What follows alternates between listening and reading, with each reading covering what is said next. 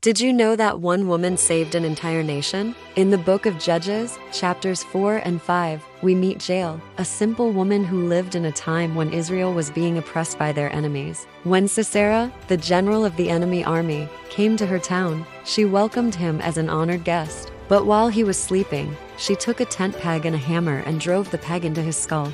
Now, you might be thinking this is just a crazy story from the Bible, but here's why it matters. This one woman's act of courage saved an entire nation. You see, at that time, the Israelites were on the verge of giving up.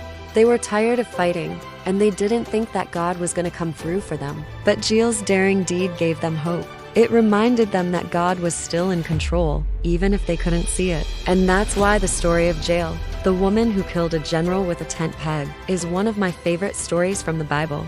This is a reminder to us that God can use anyone at any time He wishes. You can't box God and determine who or what He can use. It doesn't matter your gender, your race, or your origin. God can choose to use you if He wants to.